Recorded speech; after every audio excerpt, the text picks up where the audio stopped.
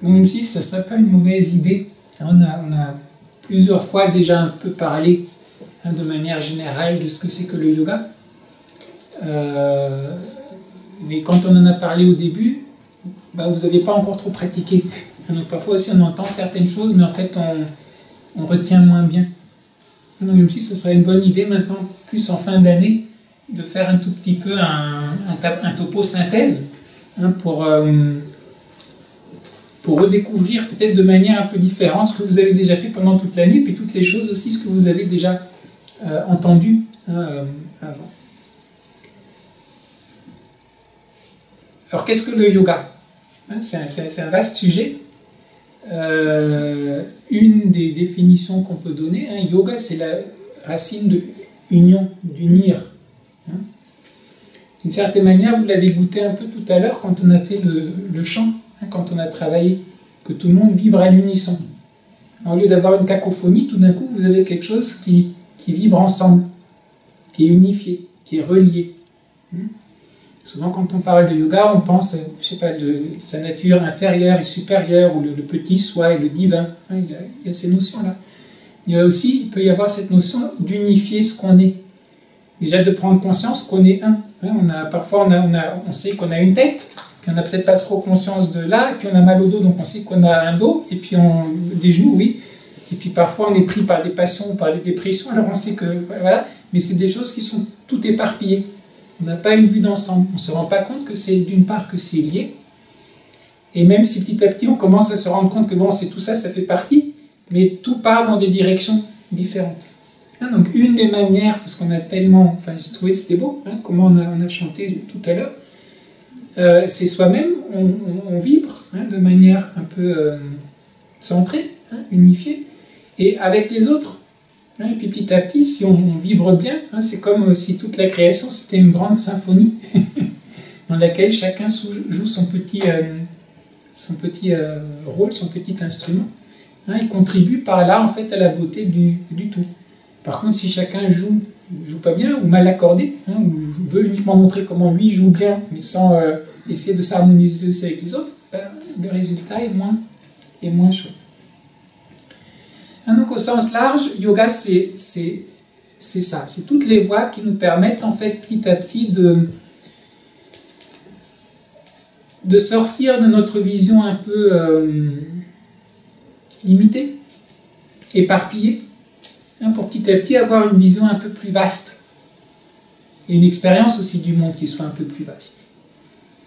Donc les choses qui sont importantes, c'est en fait c'est petit à petit comment est-ce qu'on arrive à élargir nos points de vue limités, nos manières de ressentir limitées, nos manières d'agir qui sont limitées. C'est pour ça que vous trouvez en fait en Inde le mot yoga, donc toutes les voies qui mènent vers ce genre de but sont des yogas. Vous avez le karma yoga. Karma c'est le travail, c'est le yoga de l'action non intéressée. C'est le fait petit à petit d'apprendre à agir sans vouloir un bénéfice pour votre action. Vous agissez parce que vous devez agir, vous faites votre devoir en agissant, mais vous ne vous attendez pas à une récompense. En faisant ça, qu'est-ce que vous êtes en train de faire? Vous êtes en train de réduire un peu, entre guillemets, votre ego. Puisque vous n'attendez pas un résultat, vous ne voulez pas avoir un retour sur investissement. Donc vous êtes en train d'ouvrir. Alors il y a Bhakti Yoga. Bhakti, c'est le yoga de la dévotion. Quand on fait par exemple les chansons, les bhajans, c'est un peu bhakti yoga, c'est le cœur, on ouvre le cœur. Et au lieu que ce soit uniquement mon cœur veut, je suis amoureux d'un tel, ou je veux, ou c'est uniquement possessif, non, on ouvre de manière plus large, on laisse couler. Plutôt côté émotionnel, c'est un yoga qui est plutôt basé là-dessus. Alors vous avez Jnana Yoga. Jnana Yoga, c'est plus le yoga de la connaissance, de comprendre, d'ouvrir un peu son intellect, au lieu de rester comme ça sur ses visions et sa manière de voir le monde, ouvrir plus largement, petit à petit, se rendre compte que même l'intellect en tant que tel, il y a bien d'autres manières de connaître qu'uniquement l'intellect. Ça aussi, c'est juste une étape ou un des mécanismes nécessaires. Donc il y a beaucoup, ça c'est Raja Yoga, vous avez vu Kundalini Yoga, c'est à la mode. Il y a beaucoup de yoga que vous avez certainement déjà rencontré ou dont vous avez entendu le nom. Alors moi, ce dont je vais vous parler plus particulièrement aujourd'hui, puisque le sujet est vaste, c'est ce qu'on pratique. Donc une des références de base de notre travail, c'est le Ashtanga Yoga.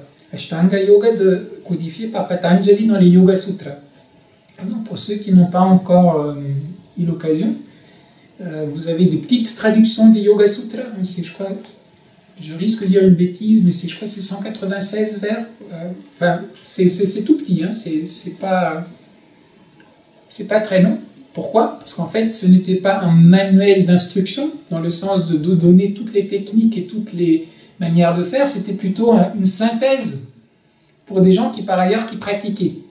Mais une synthèse, un sutra, c'est quelque chose qui est un condensé de savoir. Et l'idée n'est pas qu'on vous explique tout, c'est que vous prenez un sutra, il est tellement profond que plus vous allez méditer dessus, vous allez comprendre petit à petit toutes les choses qui s'y cachent. Donc c'est des choses sur lesquelles vous pouvez passer une vie sur les Yoga Sutras en tant que tel. C'est un peu comme en Chine, le Tao Te Ching. Pareil, c'est pas très long. Mais si vraiment vous prenez chacune de ces maximes ou phrases ou sutras, vous commencez à les méditer, à les approfondir, à pratiquer, à voir ce qu'il y a derrière, vous vous rendez compte en fait qu'il y a des univers entiers qui s'ouvrent. Donc c'est très court, donc vous allez trouver des traductions parfois très simples. Et puis depuis des siècles et des siècles, vous avez des gens qui ont fait des commentaires sur les Yoga Sutras, donc vous pouvez avoir des Yoga Sutras annotés en traduction qui sont énormes. Mais ça vaut la peine pour vous de jeter un coup d'œil. Et donc les Yoga Sutras de Patanjali sont vraiment une référence pour tous les yogis, à la base. Et donc ce qu'ils proposent, c'est Ashtanga Yoga. Ashtanga, ça signifie quoi? C'est les 8. Le yoga a 8 membres. Il y a 8 membres, 8 étapes dans le cheminement de yoga. Alors, quelles sont ces 8 différentes étapes? Yama, Niyama, Asana, Pranayama, Pratyahara, Dharana, Dhyana et Samadhi.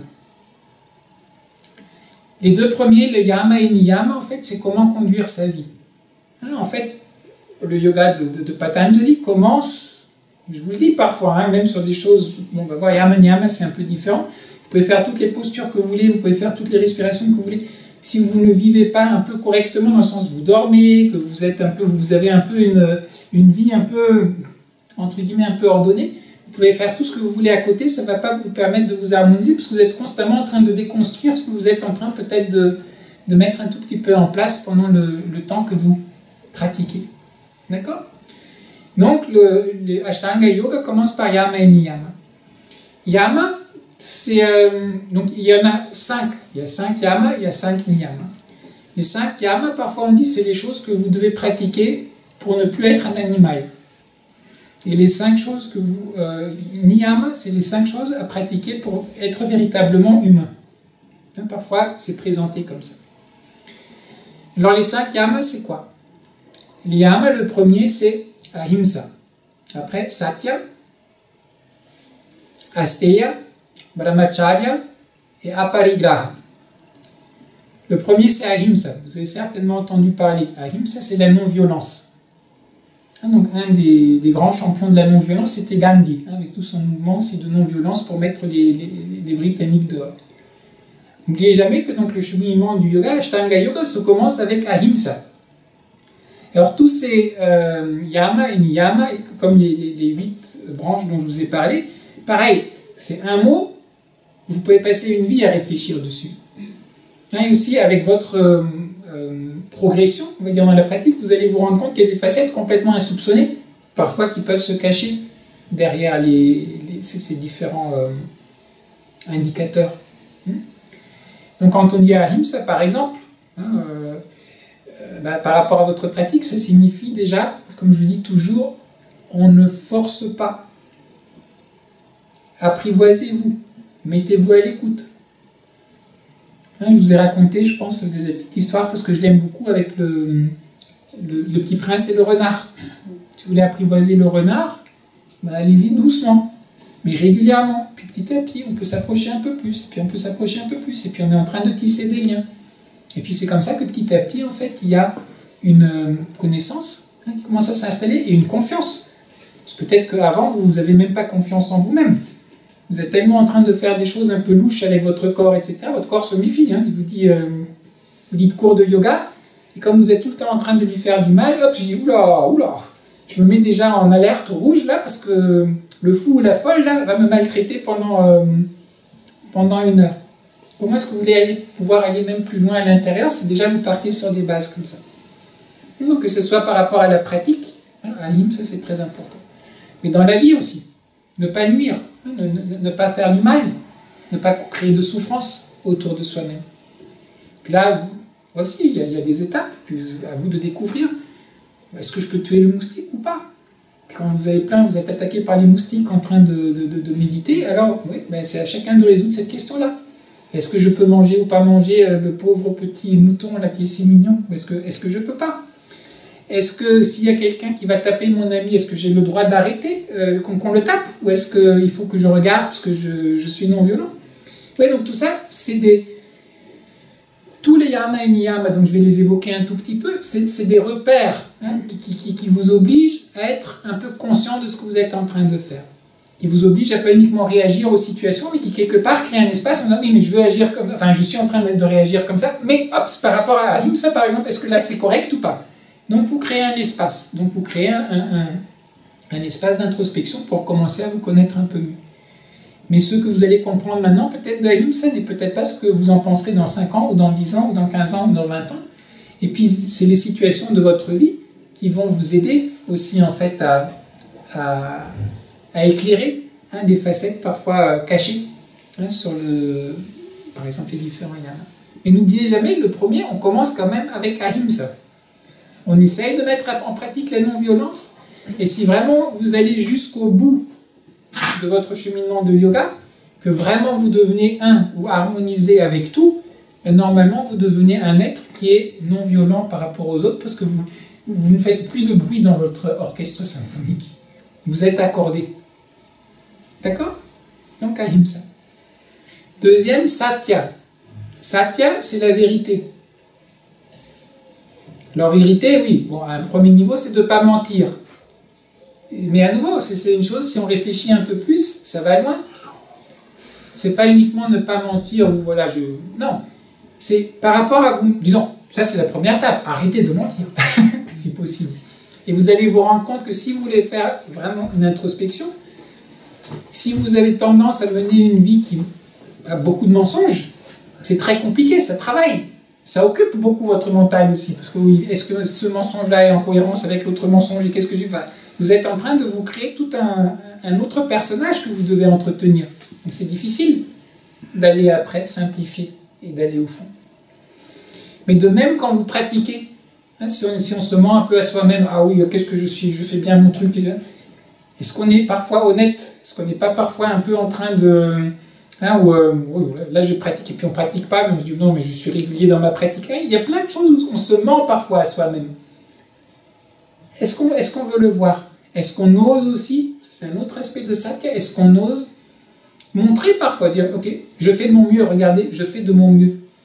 Je me rappelle quand j'étais à l'université, souvent parfois quand on avait des travaux à faire, même dans les séminaires après quand on était chercheur, souvent quand on présentait quelque chose, c'était oui, bon alors vous n'allez pas travailler dessus pendant 1 mois à fond, vous avez préparé votre truc, vraiment vous ne pourriez pas mieux faire, La première chose que vous dites, c'est bon, ben, je suis désolé, j'ai pas vraiment pu travailler dessus comme je voulais, etc.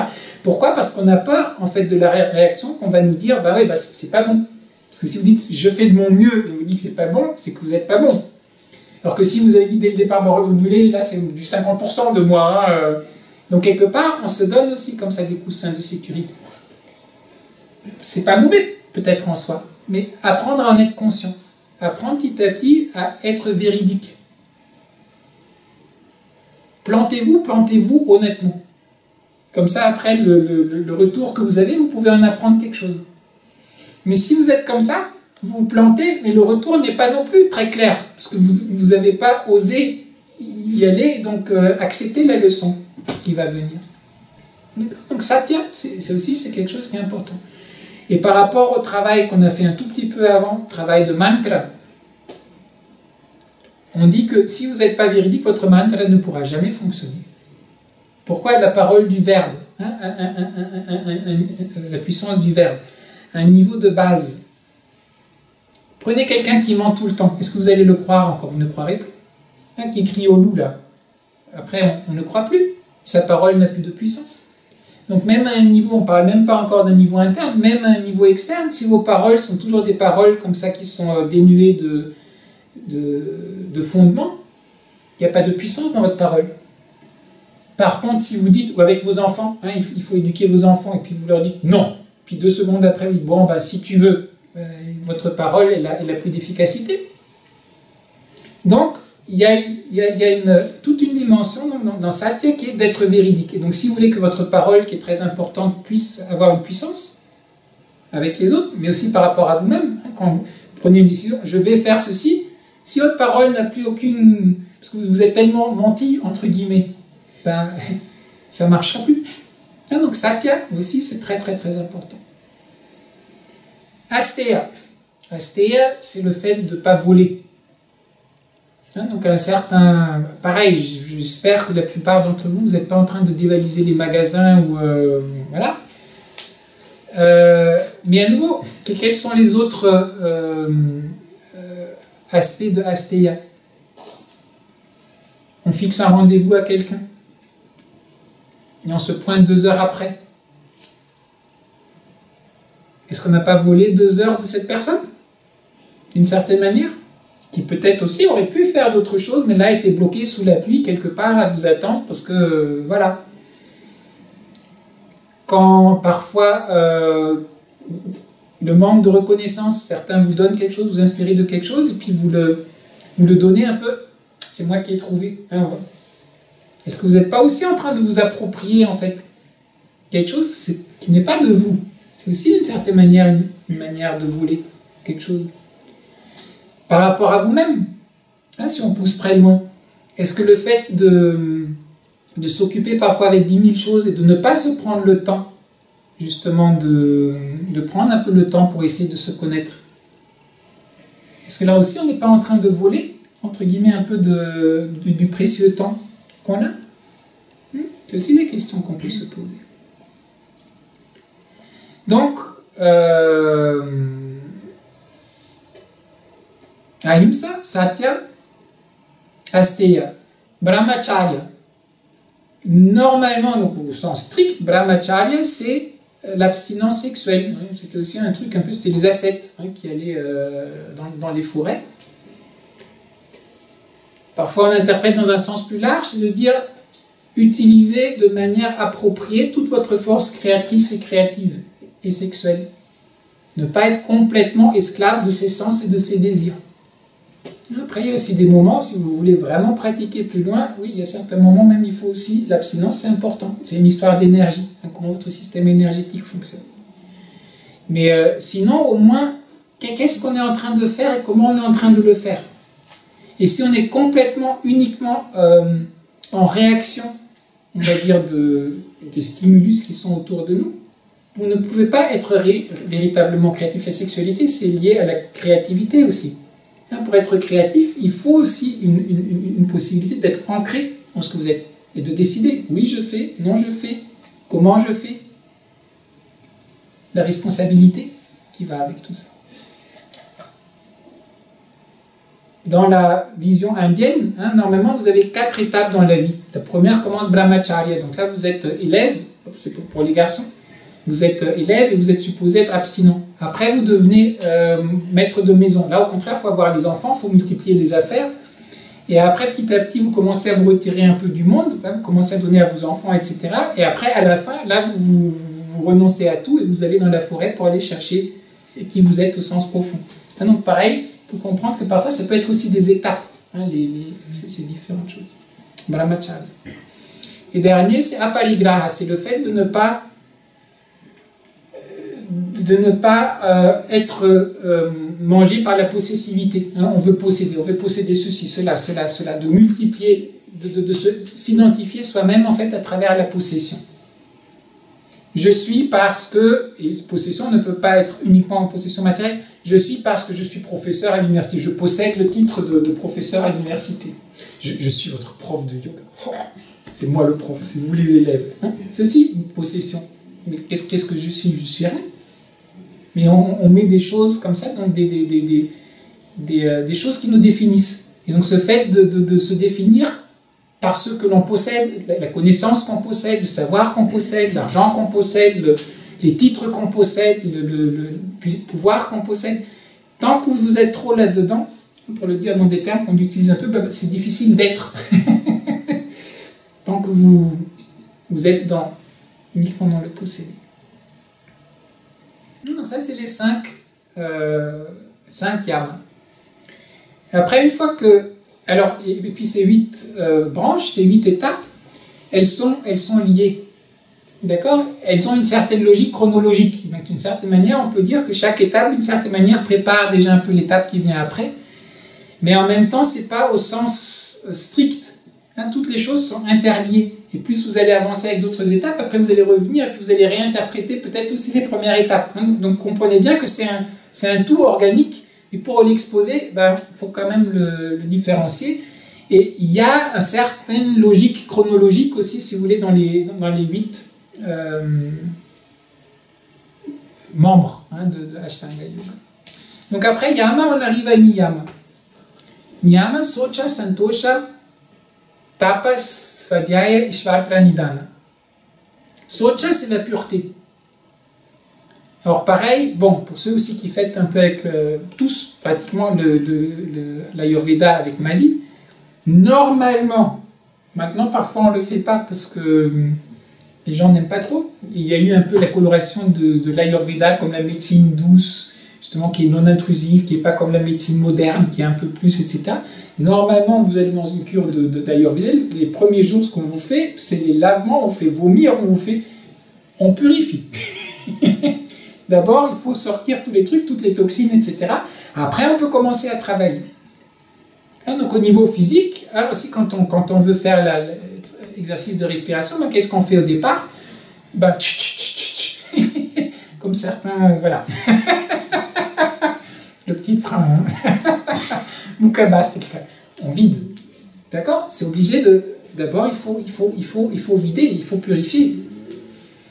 Et ça aussi, donc c'est quelque chose qui est très important. À un premier niveau, donc là on l'expérimente un peu, c'est au niveau du corps, mais vous l'avez aussi après au niveau des émotions, le mental. Comment est-ce qu'on fonctionne? Qu'est-ce qu'on se trimballe avec soi là, tout le temps à l'intérieur? Socha.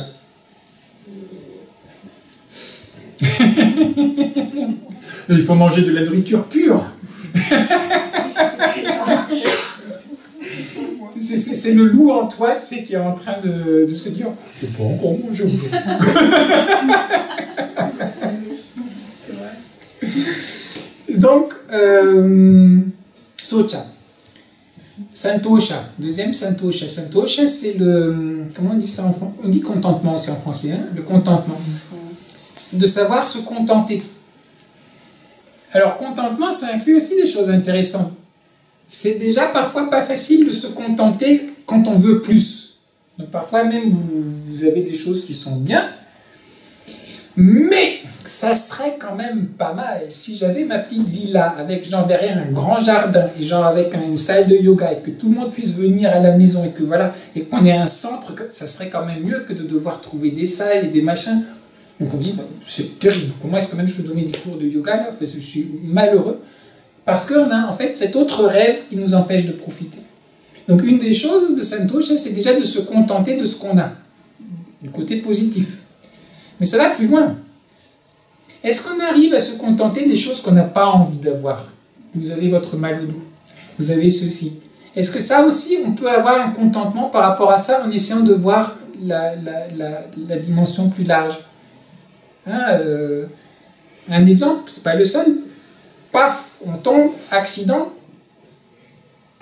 On ne peut plus faire certaines choses. On se dit qu'est-ce que je vais faire?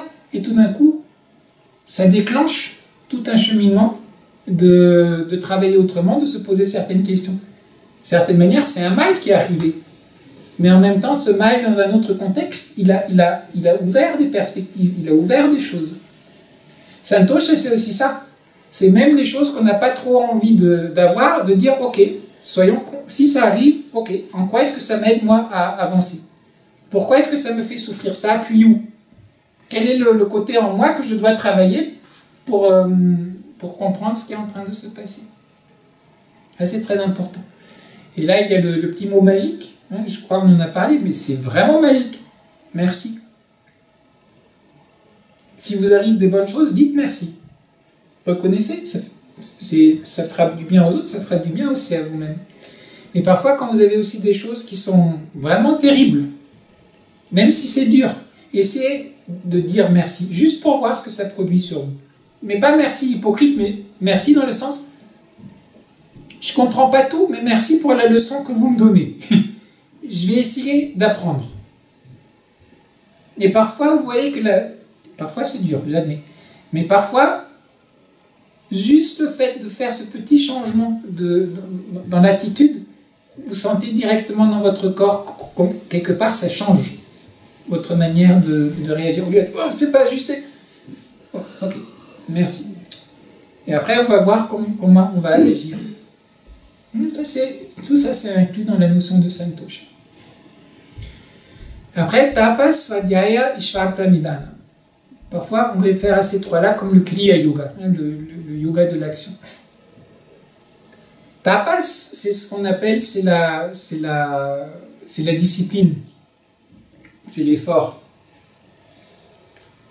Parfois, vous dites un tapas, c'est quelqu'un qui fait tapas, c'est quelqu'un qui fait des austérités. Donc, c'est le fait de se fixer aussi des buts, parfois difficiles, et puis d'essayer de le faire. Vous dites, je sais pas, je fais, déjà c'est tapas d'une certaine manière, une fois par semaine, je viens au cours de yoga. D'une certaine manière, c'est déjà une discipline. Vous pourriez faire autre chose, mais vous dites, non, là c'est important, je fixe, je viens.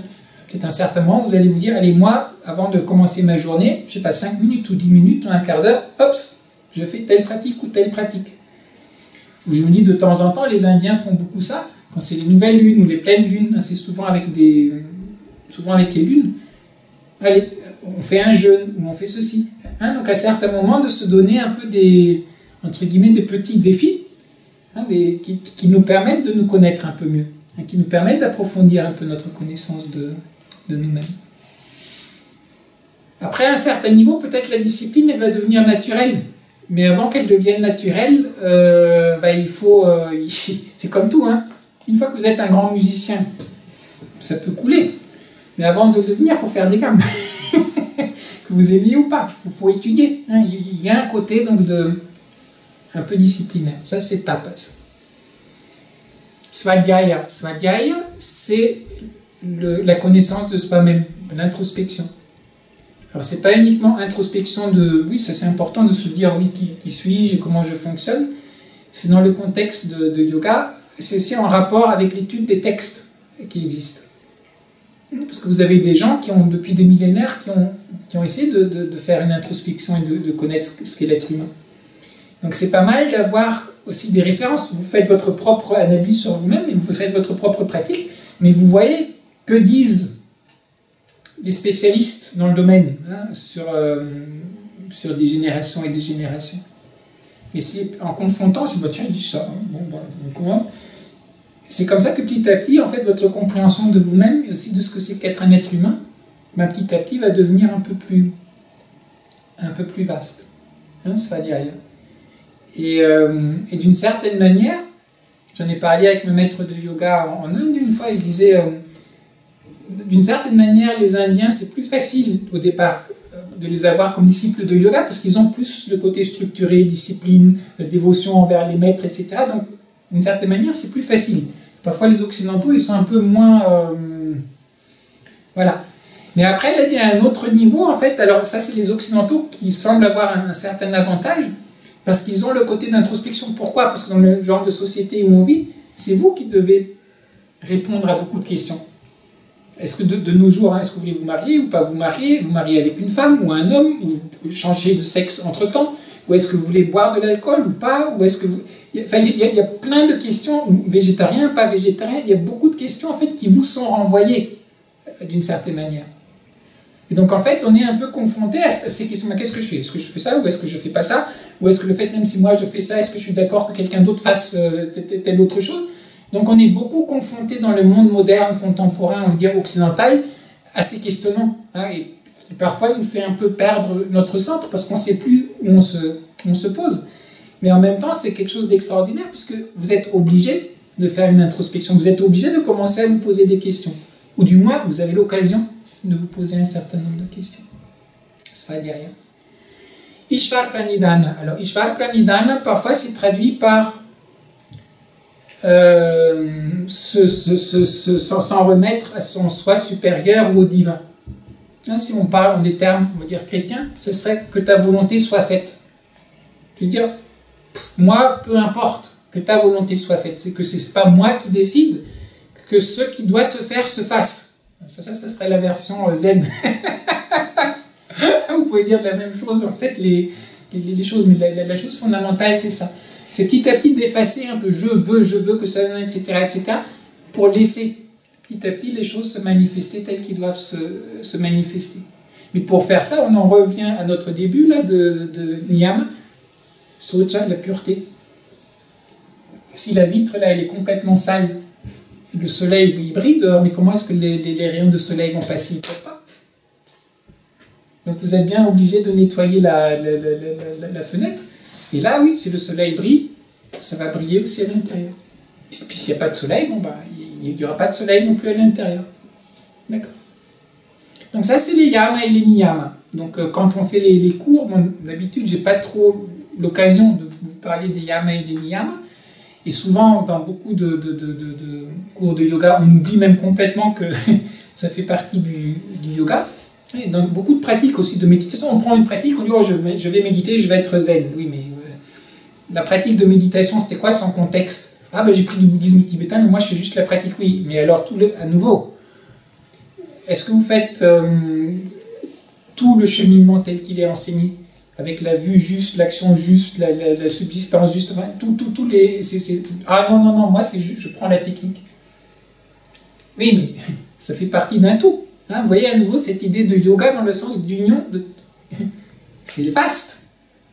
C'est vaste comme horizon. Alors après, on arrive à asana. Asana, ça c'est plus le côté que l'on connaît, hein, dans le sens, c'est les postures. Tout de suite on pense, asana c'est la posture. Alors la racine d'asana c'est asi. Asi, alors en français ça donne bien, puisque c'est l'assise. Et on dit dans les Yoga Sutras de Patanjali, dont j'ai parlé tout à l'heure, qu'un des buts de yoga, de la posture, c'est Sukha Stiram Asana. La posture doit être Sukha, agréable, confortable, et Stiram, stable. Hein, pourquoi est-ce qu'on veut une posture qui soit stable et confortable? C'est que tant que vous ne pouvez pas avoir une posture stable et confortable, c'est un peu difficile d'aller à l'intérieur. Si vous voulez vous asseoir pendant des heures pour voir ce qui se passe à l'intérieur, si vous devez changer de posture tout le temps, vous avez mal au dos, etc., ben ça va être un peu compliqué.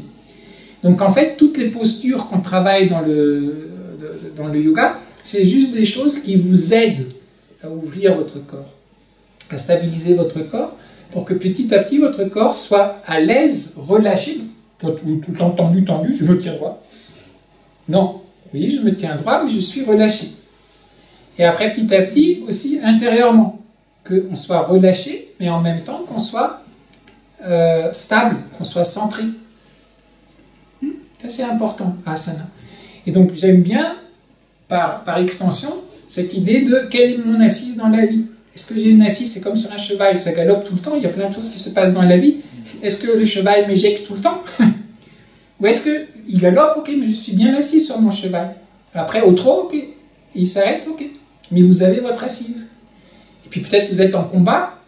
Quand on a fait avec les autres les 8 pièces de brocart, vous pensez aux Mongols là, qui tirent leurs flèches là, sur leur cheval, c'est hallucinant, ils sont carrément en train d'être en guerre et puis ils tirent, et pourtant ils arrivent à rester assis et centrés sur leur cheval. Donc il y a cette notion-là dans asana aussi. Et puis il y a une autre notion, l'assise, où est-ce que vous êtes assis? Quand vous allez à un mariage ou quelque chose comme ça, une chose plus formelle, vous n'êtes pas assis n'importe comment. Qui est assis à côté de qui? Quelles sont les relations qui se reflètent à travers votre assise? Donc d'une certaine manière, vous en revenez en fait à cette question de c'est quoi votre instrument de musique, c'est quoi votre partition que vous jouez dans cette grande harmonie. Sans le développer ici, c'est un peu pour ceux qui étaient au Sri Lanka que je vous ai parlé de dharma et de svadharma, le dharma personnel, comment nos dharmas ensemble en fait contribuent à ce que le dharma en fait soit maintenu. Donc ça c'est asana. Une fois que votre corps commence à être un peu stable, un peu souple, un peu ouvert, ça commence à circuler. Normalement, c'est uniquement à ce moment-là que le yoga, en fait, vraiment commence. C'est au moment où l'énergie commence à circuler. Donc ça, c'est le quatrième, c'est pranayama. Prana, c'est l'énergie. Donc pranayama, alors parfois aussi on traduit c'est le souffle. Souvent on dit pranayama, on pense tout de suite aux exercices de respiration. Mais il faut bien comprendre que le souffle, c'est pas uniquement le souffle, la respiration, c'est le souffle vital. C'est l'énergie fondamentale, c'est la vie. Donc en fait, quand vous allez pratiquer pendant un certain temps asana, avec l'intention, de manière relâchée, petit à petit, en fait, l'intention, l'attention, vous vous rappelez, et puis avec le relâchement, petit à petit, prana va commencer à s'accumuler, va commencer à mieux circuler. Et une des manières, en fait, d'approfondir dans le yoga, c'est à travers les exercices de respiration. Tous les petits exercices de respiration qu'on a déjà commencé à faire, ça fait partie de pranayama. Donc là, ça va stabiliser à un autre niveau. Au départ, c'était déjà le corps physique qu'on a un peu ouvert et stabilisé. Puis là, c'est le côté énergétique que vous allez commencer à stabiliser un peu et à fluidifier, on va dire un peu. Et quand vous avez ça, vous commencez à avoir un système qui commence à fonctionner. Vous n'êtes plus obligé d'aller vous nourrir d'autres. Vous n'avez tellement pas d'énergie qu'il faut que vous alliez pomper l'énergie à votre voisin. Certains le font consciemment, certains ne le font pas consciemment. Je suis allé à la librairie là, il n'y a pas longtemps. Il y a un bouquin, ils ont sorti ça, je ne sais pas, c'est Les vampires psychologiques. C'était intéressant. Alors c'est quelqu'un qui a écrit un livre là-dessus sur comment les différentes personnes pompent l'énergie à différents autres. Et certains le font inconsciemment, et certains le font très très consciemment. C'est vraiment le truc... le bouquin est intéressant parce qu'il parle un peu de comment reconnaître, comment se protéger. Mais à un niveau très simple, vous allez voir certaines personnes et puis vous ressortez, vous êtes content, même si vous étiez abattu en arrivant. Puis il y en a d'autres, vous étiez en pleine forme en arrivant, et puis 5 minutes après, vous êtes... et même parfois, vous avez envie de vous enfuir. C'est des choses réelles, c'est pas votre imagination. Ça, c'est des choses qui se passent. Mais donc, tant que vous êtes comme ça, les taoïstes diraient des fantômes, que vous êtes obligé de vous nourrir des énergies des autres, comment vous voulez vous centrer? Vous ne pouvez pas, puisque vous cherchez constamment une énergie qui vient de l'extérieur. Et ça peut après aussi être, je ne sais pas, des films ou des lectures. On est tout le temps en train de chercher à l'extérieur, ou de la nourriture, on est tout le temps en train d'essayer de remplir par l'extérieur. Donc, quand prana commence à bien, alors petit à petit, vous commencez à être un système, on va dire, autonome, dans le sens que vous n'avez plus besoin d'aller chercher, vous avez le frigo qui est plein, tout fonctionne bien, tout est en place, voilà. Et donc à ce moment-là, 5e étape, bien, pratyahara. Pratyahara, c'est le contrôle des sens. Tant que votre énergie n'est pas là, que votre corps, comment vous voulez contrôler vos sens? C'est une bien belle idée, mais dès que vous voyez quelque chose, vous allez être attiré, il y a quelque chose que vous n'aimez pas qui vient, vous allez réagir en voulant l'éviter, en le repoussant. Vous êtes pris dans ce jeu, puisque vous n'avez pas votre propre assise. Vous êtes dans la réaction, vous n'êtes pas dans l'action. Une fois que donc asana, assise est là, prana commence à circuler, pratyahara commence à venir, les sens commencent à être contrôlés. Alors au départ, souvent on dit le contrôle négatif, dans le sens où je ne suis pas distrait par ce que j'entends, ou je ne mange pas, je peux refuser de manger, je ne parle pas. C'est un peu pour apprendre à contrôler parfois, donc on fait certains exercices aussi pour essayer de contrôler, de maîtriser un tout petit peu ces sens. Mais après, à un certain niveau, ça c'est pratyahara négatif, il y a un pratyahara positif. Peut-être que vous faites tout ce que vous avez envie de faire. Vous êtes en train de manger votre glace, vous voyez un maître qui mange une glace, et la différence, peut-être que le maître, il va mordre dans sa glace, et là vous lui dites, non, mais là il faut aller faire autre chose, on ne peut pas la manger maintenant. Bon, ok, il va vous la donner, puis il n'a aucun problème d'attachement sur la glace. Il va l'apprécier s'il en a une. S'il n'en a pas, ça ne lui manque pas. Et puis s'il est en train de la manger et que vous la preniez, ça ne lui fait ni chaud ni froid. Alors que certains d'entre nous, moi inclus, quand j'ai vraiment... je me suis dit, ouais, c'est chouette, là je vais me manger tel ou tel truc, et puis je prévois déjà toute la chose, et puis après il n'y a pas. C'est dur parfois, ça continue encore à tourner après. Donc là, la pratyahara n'est pas très développée. Et de manière générale, toutes ces choses dont je suis en train de vous parler, aussi par rapport à yama niyama, je vais prendre un exemple de la musique, puisque je n'étais pas très doué moi en musique, j'ai commencé un peu tard à faire un peu de guitare électrique. Donc quand vous jouez les notes, c'est facile, vous mettez votre doigt quelque part et puis vous jouez la note.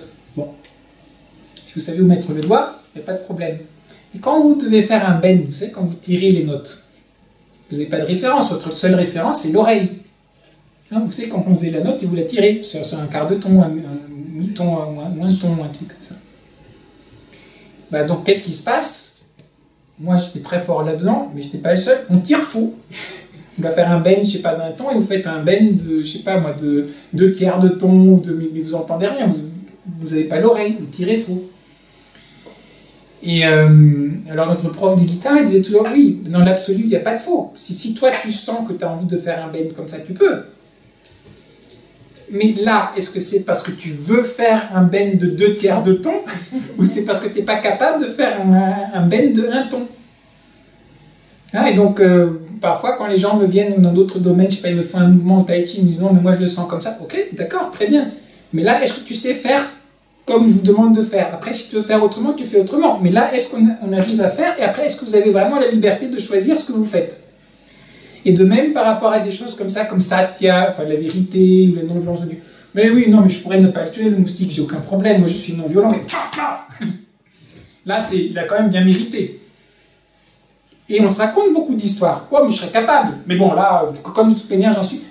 moi, j'arrête de fumer quand je veux, Et ça fait 20 ans qu'on essaye, on n'a toujours pas arrêté. Oh, moi, c'est juste un petit verre, de toute manière, je ne suis pas du tout alcoolique. Enfin, moi, quand je veux, Enfin, c'est juste... Oui, après, on part quelque part où il n'y a pas de bouteille, et puis on la cherche, on ne la trouve pas, et on est mal. Donc, ça signifie que parfois, on se joue toutes sortes de... Satya, un peu de malhonnêteté, par rapport à soi-même. Et c'est pour ça aussi qu'à certains moments, ce n'est pas le but ultime de la chose, mais il peut tout à fait être utile, par exemple, de se dire, allez, un jour, là, je ne sais pas, le lundi, je fais un jeûne. J'essaie de voir si je peux. Physiologiquement, on peut. Tous entre nous, on a déjà passé une journée sans manger, parce qu'on était pris par 10 000 trucs ou quoi que ce soit. Mais si vous dites, allez, là, lundi prochain, je ne vais pas manger. Et observez-vous un peu, peut-être que déjà vendredi, vous allez commencer à vous dire, oula, lundi, je ne vais pas manger, qu'est-ce que je vais manger alors samedi ou dimanche, parce qu'il faut vraiment que je fasse des réserves là, pour lundi. Puis allez vous voir dimanche encore, avant d'aller vous coucher, allez encore une petite barrette de chocolat, parce que demain, c'est pas du tout la même chose. Et là, vous commencez à voir, au-delà de l'effet physiologique, mais que vous commencez à voir psychologiquement comment fonctionne en fait l'être humain. C'est un sacré truc, l'être humain. Donc, pratyahara, le contrôle des sens. Alors, tout ce qu'on a parlé maintenant, pratyahara inclus, souvent on appelle ça bahiranga, le yoga extérieur. Et en fait, pratyahara, c'est entre les deux. Donc parfois, pratyahara, on met avec bahiranga, parfois on le met avec ceux qui viennent après, antaranga, le yoga intérieur.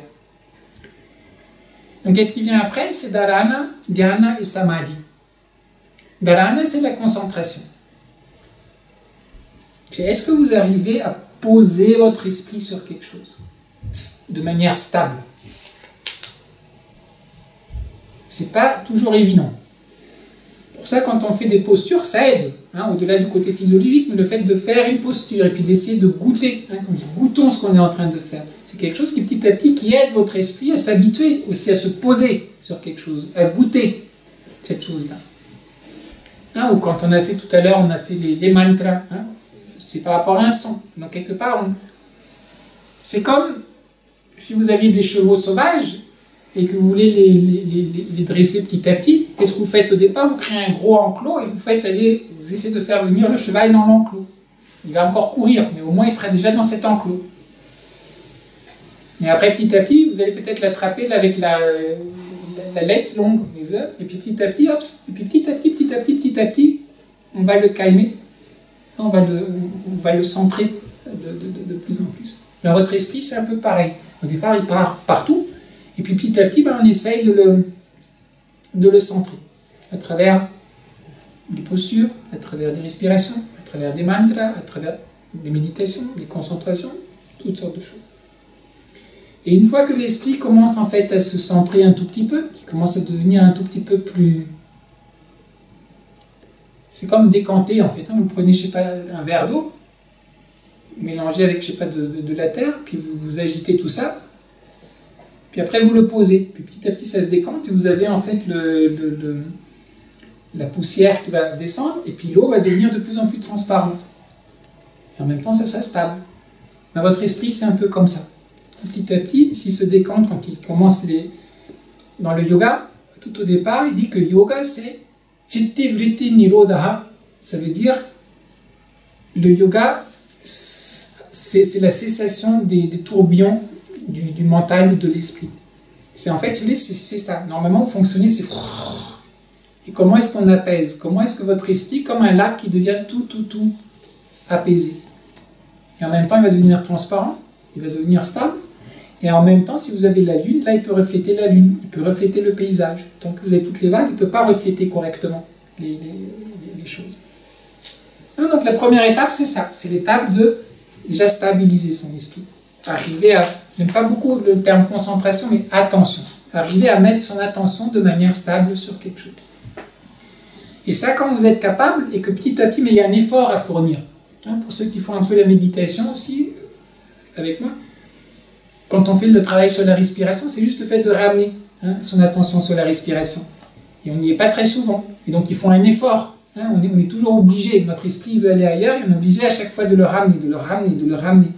Donc il y a un côté de la volonté, hein, un côté d'effort qui est assez présent. Mais petit à petit, quand vous pratiquez, cet état d'esprit devient l'état d'esprit plus naturel. Et à ce moment-là, petit à petit, on glisse à dhyana. Dhyana, ça je vous en ai déjà parlé, c'est méditation. Et je vous ai dit que quand Dhyana est arrivé en Chine, à travers Bodhidharma, qui a fondé l'école du bouddhisme Chan, dans le temple de Shaolin, qui était un bouddhisme qui était axé sur la méditation. C'était moins un bouddhisme théorique, qui voulait faire un bouddhisme ancré dans la pratique de méditation, donc ancré dans le dhyana. Et les Chinois, dans leur prononciation, c'est devenu Chan. C'est devenu le bouddhisme Chan. Et puis après, au Japon, Chan, c'est devenu Zen. Donc en fait, quand vous dites là de nos jours, je veux être Zen, ou je suis Zen, ou un truc comme ça, en fait, vous êtes en train de dire, je suis méditation. C'est ça. Dhyana. Et donc quand cet état de dhyana s'approfondit de plus en plus, devient naturel, là, après, petit à petit, samadhi, c'est ce qu'ils appellent parfois conscience cosmique ou une conscience plus large commence à s'installer. Là aussi, il y a des étapes qui vont de plus en plus en profondeur. Et au moment où on va vers dhyana, à partir donc le 7e des membres de yoga, en principe, il n'y a plus personne vraiment là. Donc, dans une vision indienne, dire je médite, ça n'existe pas. Ce qui existe, un état de méditation est présent. Vous, ce que vous pouvez faire, vous pouvez préparer. Vous pouvez concentrer, vous pouvez... voilà. Mais après, en fait, si l'état petit à petit s'installe, c'est un état qui s'installe, il n'y a plus vraiment de personnalité individualisée qui est en train de méditer en tant que tel. C'est plus un état qui est en train de se présenter. Et donc après, vous avez la dernière étape qui est Samadhi. Donc en fait, toutes les choses qu'on est en train de faire, je crois que ça vaut la peine juste de temps en temps de rappeler ça. Le contexte plus large, c'est tout ça. Alors, la plupart d'entre nous, on ne va pas un jour se retrouver dans une grotte quelque part pendant des années et des années à... Je ne crois pas. Mais la chose essentielle à comprendre, c'est que qu'est-ce qu'on veut faire? On veut déjà goûter qui on est. On veut déjà faire ce svadhyaya, cette connaissance de soi-même. C'était sur le temple de Delphes, non, que c'était inscrit, le fronton du temple. Connais-toi toi-même. Et c'est toi, ensuite, et tu connaîtras l'homme et l'univers. Et c'est pas uniquement connais-toi toi-même dans le sens, ah oui, mais je me connais. Non. Qui est-ce que vous êtes? Le dessin que j'aime beaucoup, hein, parfois je vous ai parlé de ce dessin. Avec le yogi qui est en train de méditer, puis vous avez les chakras, mais vous avez les 5 éléments, hein, puisque vous faites l'Ayurveda. Hein, vous avez les tridoshas, vous avez les 3 doshas. Vata, Pitta, Kapha. Je vous ai expliqué que les 3 doshas étaient liés aux 5 éléments. Hein, l'espace et l'air, le feu, l'eau, la terre. Est-ce que vous connaissez les 5 éléments en vous? La conscience, est-ce que vous connaissez toutes ces différentes choses? Est-ce que vous connaissez vraiment comment vous fonctionnez? Est-ce que vous savez comment tout ça s'est lié par rapport à tout ce que vous voyez autour de vous? Est-ce que vous vous êtes jamais posé la question au sens profond? Enfin, moi, c'est un truc, je ne sais pas, ça m'a énormément interpellé. On sait tous que ce que vous voyez là, c'est dans la tête. On est d'accord? Donc en fait, quand vous voyez quelque chose, vous avez votre rétine qui envoie les trucs nerveux qui reconstruit une image dans la tête. Ils avaient même fait des expériences avec je crois que c'était des astronautes, ils leur avaient mis des lunettes qui inversaient l'image. D'accord? Donc en fait, quand ils regardaient, tout ce qu'ils voyaient, en fait, c'était la tête en bas. Mais ils se sont rendus compte qu'après quelques jours, en fait, le cerveau changeait l'image et la remettait à l'endroit. Et quand on leur a enlevé après quelques jours, en fait, les lunettes, quand ils n'avaient plus les lunettes, ben, ils voyaient à l'envers. Il a refallu un certain temps pour que le cerveau, en fait, remette l'image droit. Alors moi, on le sait ça, mais là où, je sais pas, à un moment, ça m'avait tellement interpellé parce que je vous vois là. T'es quand même loin. Mais en fait, je fais de la projection 3D dans ma tête. D'une certaine manière. C'est ça que je suis en train de faire. Tout ça, c'est là-dedans que ça se passe. Les étoiles qui sont à des je sais pas combien d'années-lumière, tout ça, c'est une autoprojection que je me fais là-dedans. C'est hallucinant quand vous commencez à y réfléchir. Et quand vous voyez parfois, je sais pas, d'autres animaux qui voient sur d'autres fréquences, ou qui, et puis parfois, dans des documentaires animaliers, parfois on essaie de nous montrer un peu comment ils verraient. Hein? Mais vous pourriez voir le monde de manière complètement différente si vos sens seraient réglés sur des fréquences un peu différentes. Et d'ailleurs, il y a des êtres humains où il y a une confusion dans les sens. Des gens qui voient à travers le nez, ou qui sentent à travers... Il y a une confusion des sens, donc il va goûter, mais à travers les yeux. Nous, la vue, c'est une chose, le goûter, c'est une chose. Mais eux, ils vont avoir des sensons de goûter à travers les yeux. C'est intéressant de chercher sur Internet. C'est des choses très, très intéressantes. Donc ça vous fait prendre conscience que tous ces sens qu'on prend pour complètement acquis, ben, ça l'est beaucoup moins que ça. Et donc quand on parle, voilà, de connais-toi toi-même, donc déjà oui, commençons à nous connaître déjà un peu. Oui, je suis plutôt Vata ou Pitta ou Kapha, hein, comme vous faites avec Maddy, c'est déjà pas mal. Mais après, on va de plus en plus loin et on commence à se poser les questions. Mais fondamentalement, un être humain, c'est quoi? Le monde, c'est quoi? Ce qui perçoit tout ça, c'est quoi? Ce qui est perçu, c'est quoi? Et là, bon, voilà, on part après, ça sera pour une autre fois, hein, sur des conférences. Voilà. Donc, juste pour dire que goûtez, mettez-vous à l'écoute, créez un tout petit peu d'espace pour pas tout le temps être la tête dans le guidon. De temps en temps, commencez à goûter un tout petit peu. Et en goûtant, après aussi, petit à petit, se rendre compte comment les choses sont liées. Là, on fait des postures, il y a un haut, il y a un bas. Il y a devant, il y a derrière, il y a à droite, il y a à gauche. Ah bon, mon corps, il a 3 dimensions aussi. Ah ok. Et petit à petit, vous avez des... Ah, ok, la tête, ok, les genoux. C'est comme un puzzle. Et puis petit à petit, vous mettez le puzzle ensemble. Là, vous avez votre corps qui vous apparaît comme une unité. Puis vous commencez à rencontrer, et puis il y a l'énergie, et puis il y a les émotions, il y a le mental. On rajoute. Et puis petit à petit, vous avez cette image harmonisée, unifiée, qui commence à apparaître. Voilà, donc... voilà de mon côté, je crois ce que j'avais à dire, un peu sur ce cheminement. Alors, est-ce que vous avez des questions, soit sur ce que je viens de dire maintenant, ou alors, je vous ai dit aujourd'hui, c'est un peu l'occasion, s'il y a des questions que vous avez toujours voulu poser, mais que vous n'avez jamais osé poser, parce que vous avez peur de perdre des étoiles. Ah, nous, on est bien. Perdre 15 étoiles. 15 étoiles, tu vois, c'est... Donc voilà, bah c'est le moment. Donc si vous avez des...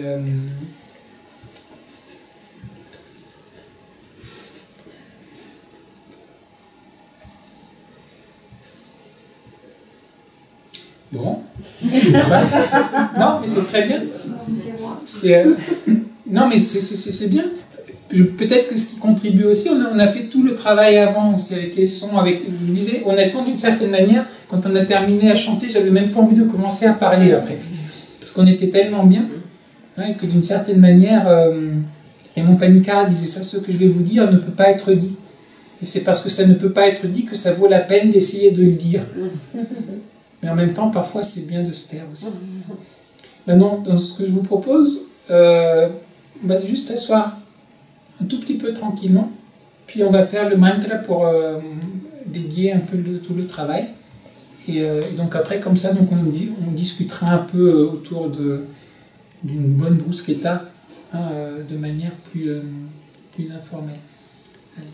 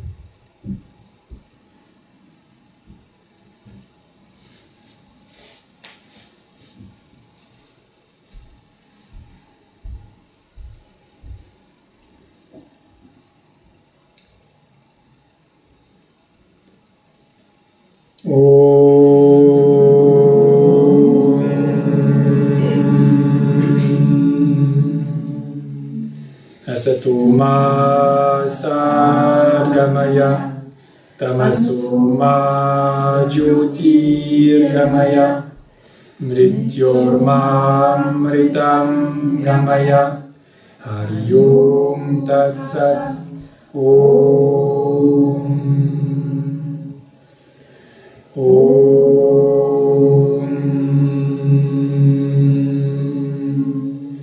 Loka Samasta Sukhino Bhavantu Sarve Janaha Sukhino Bhavantu Om Shanti Shanti Shanti Om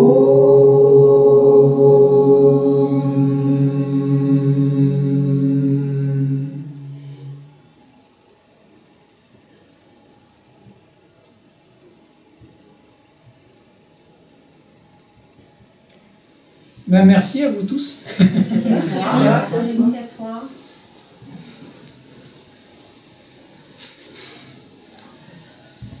Voilà, voilà. Parce que vous le prenez.